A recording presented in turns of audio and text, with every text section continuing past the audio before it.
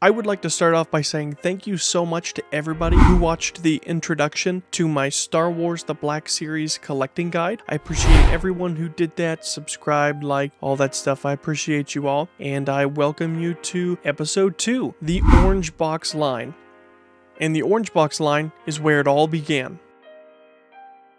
Star Wars The Black Series was first announced by Hasbro in January 2013.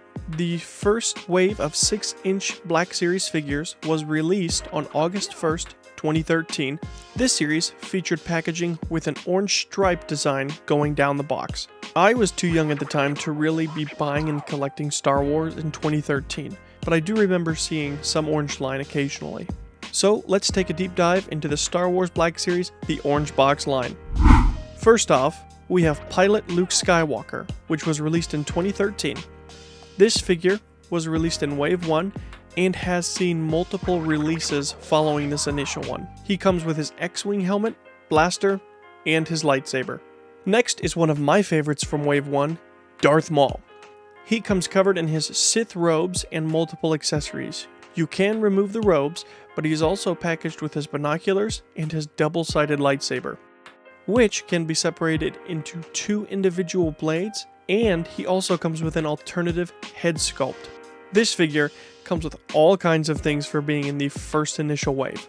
The third figure in Wave 1 is the Sand Trooper. This is a very good looking trooper sculpt. The weathering and the accessories make this figure fantastic. The trooper comes with an E11 blaster, a long rifle, and a backpack with tons of detail on it. And the final figure in Wave 1 is none other than R2-D2. This droid also comes packed full of accessories. It's a fine sculpt, but R2-D2 is underscaled with the figures in this line.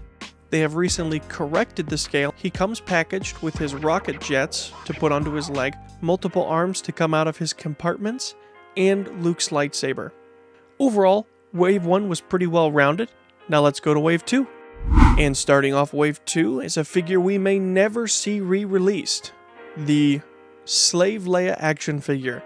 This figure comes with a staff and a vibro axe. This figure will pair nicely with an upcoming figure we will discuss in the Blue Box line in the future. I would also love to see this figure re-released because we just got that new Black Series 2023 Jabba the Hutt. The second figure in the wave is the bounty hunter himself, who needs no introduction, Boba Fett.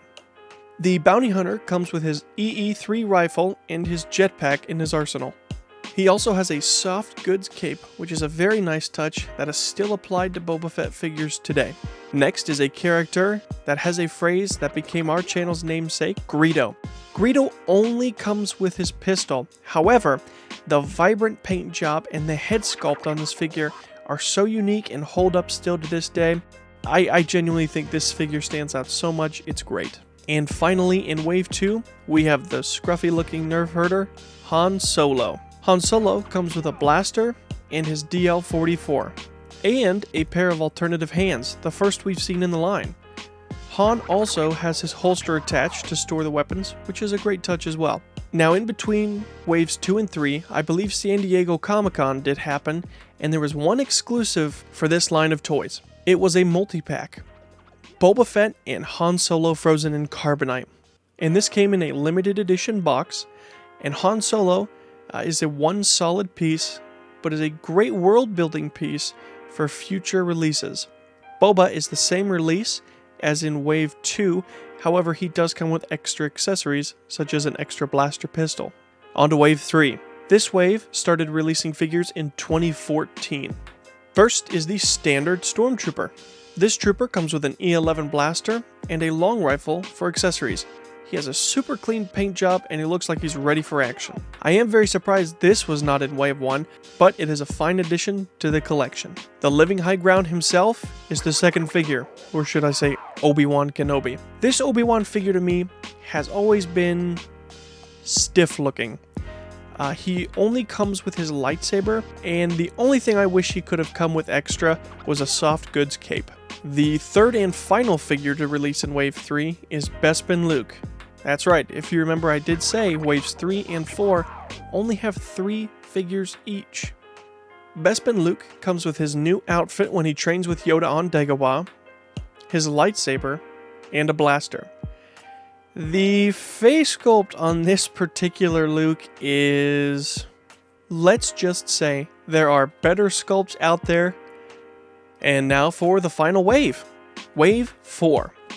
The Stormtrooper? That's right. Hasbro started Wave 3 and 4 with the same figures, both being the Stormtrooper. We already discussed this figure, so let's move on to figure 2, the chosen one, Anakin Skywalker. Anakin comes with his lightsaber and an alternative head sculpt. He has one face sculpt for light side Anakin and one for dark side. This was also a great release because this pairs perfectly with the Obi-Wan from the previous wave. However, just like Obi-Wan, I do wish Anakin did come with a soft goods cape. And to finish off Wave 4, it's the Phase 1 Clone Trooper from Attack of the Clones. This figure always looked so clean and sleek to me, coming with a blaster rifle and a long rifle. This clone is ready to blast some droids, which we wouldn't see for almost 4 years in the Black Series. So that ends the main orange line boxes, Waves 1 through 4, but there were 2 other products we have to mention. We'll start off with the Mexico 4-pack. This was an exclusive to Mexico, where they packed 4 figures together in one big box. These included Han Solo, Greedo, Boba Fett, and Slave Leia. The other mention that I wanted to bring up was the Wave 4 Chewbacca.